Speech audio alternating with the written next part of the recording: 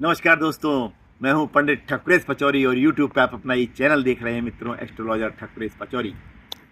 आज मैं एक बहुत ही महत्वपूर्ण पर्व के बारे में चर्चा करने के लिए आप सभी के समक्ष उपस्थित हुआ हूं। वैसे मैं लगातार श्रावण मास के पर्वों के बारे में चर्चा करता रहा हूं।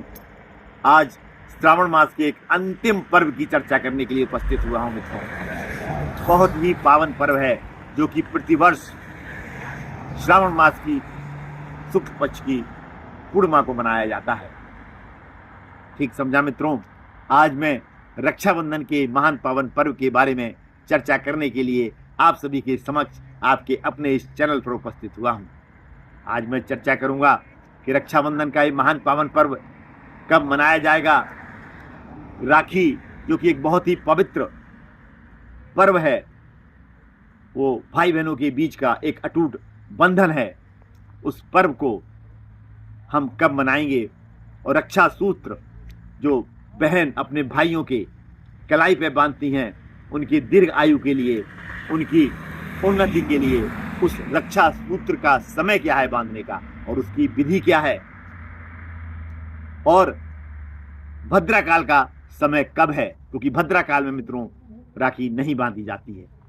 और इस रक्षाबंधन के महान पावन पर्व का जो मनाया जाता है वो क्यों मनाया जाता है, इसके पीछे क्या पौराणिक कथा है, इन समस्त विषयों पर मैं आज चर्चा करूंगा। तो आप सभी से अनुरोध है कि मेरी इस चर्चा में अंत तक मेरे साथ अवश्य बने रहें, ताकि इस चर्चा के महत्व को भी समझ सकें और इस त्योहार के बारे में भी आप पूर्ण रूप से जान सकें। मित्रों, 2024 में ये रक्षाबंधन का जो महान पावन पर्व है 19 अगस्त 2024 दिन सोमवार को मित्रों मनाया जाएगा।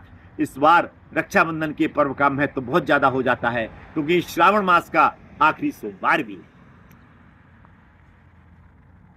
और जो समय है मित्रों रक्षा सूत्र बांधने का, क्योंकि ये कहा जाता है, ये माना जाता है कि भद्रा में हमें राखी नहीं बांधनी है। इसके पीछे भी एक पौराणिक कथा है, उस पर भी मैं चर्चा करूंगा। तो भद्रा काल का समय दोपहर 1:30 पर समाप्त हो रहा है। तो हमारी जो बहनें हैं उनको सुबह से इंतजार करना पड़ेगा रक्षा सूत्र राखी बांधने के लिए, और दोपहर 1:30 के बाद वो अपने भाइयों की कलाइयों में राखियां बांध सकती है। ऐसा माना जाता है मित्रों, भद्रा जो है भगवान शनि की बहन है। और भद्रा को भगवान ब्रह्मा जी ने वरदान दिया था कि भद्रा काल में जो भी कार्य मांगलिक या धार्मिक कार्य किए जाएंगे उनका फल प्राप्त नहीं होगा। इसका एक उदाहरण भी है। रावण ने अपनी बहन से भद्रा काल में राखी बंधवाई थी, तो आगे आने वाले 1 वर्ष में उसका संपूर्ण विनाश हो गया था। इसी तरीके से राखी के महान पावन पर्व के बारे में भी मित्रों एक पौराणिक कथा है। पांडवों की पत्नी द्रौपदी ने भगवान कृष्ण की कलाई से निकलते हुए रक्त को रोकने के लिए अपनी साड़ी के पल्लू से साड़ी का पल्लू फाड़ के उनकी कलाई पे बांध दिया था, जिससे उन दोनों के बीच में उसी दिन से भाइयों बहन का रिश्ता हो गया था। और भगवान कृष्ण ने उनसे वायदा किया था कि जब भी तुम्हारे ऊपर कोई विपत्ति आए मैं हाजिर हो जाऊंगा। और चीर हरण के दौरान द्रौपदी ने भगवान कृष्ण को याद किया था और भगवान कृष्ण ने वहां पर उपस्थित होकर उनकी सहायता की। उसी समय से रक्षाबंधन का त्योहार मित्रों मनाया जाता है। अब हम बात करेंगे कि किस तरीके से हमारी बहनें हमारे अपने भाइयों को राखी बांधें। जब राखी बांधती हैं तो भाई का मुख पश्चिम दिशा में हो, लेकिन बहन जो राखी बांध रही है उसका मुख पूर्व दिशा में होना चाहिए। आसन पर खड़े होकर राखी बांधनी है मित्रों। दोनों लोगों को पीले और लाल वस्त्र पहनने हैं और भाई के माथे पर रुमाल होना चाहिए। राखी बांधने के बाद बहन भाई को तिलक करती है और उस पर अक्षत लगाती है। इसके बाद उनका मुख मीठा कराती है और भाई इस उपलक्ष्य में अपनी बहन को कुछ धन या उपहार भेंट करते हैं।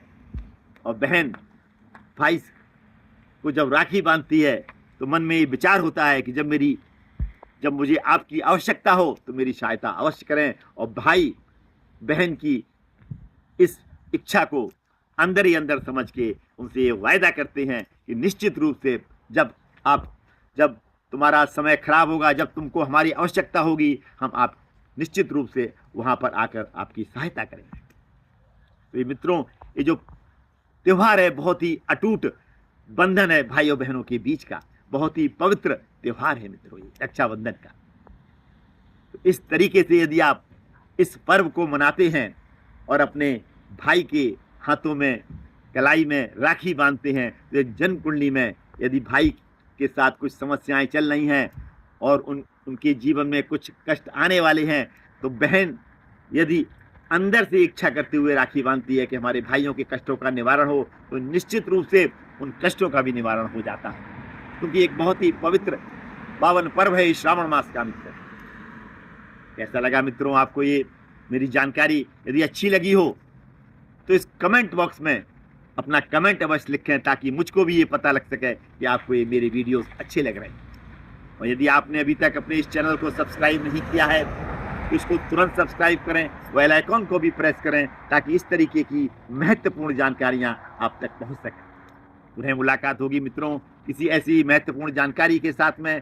तब तक अपना ये चैनल देखते रहिए और इस तरीके की जानकारियाँ प्राप्त कर उनका लाभ लेते रहिए।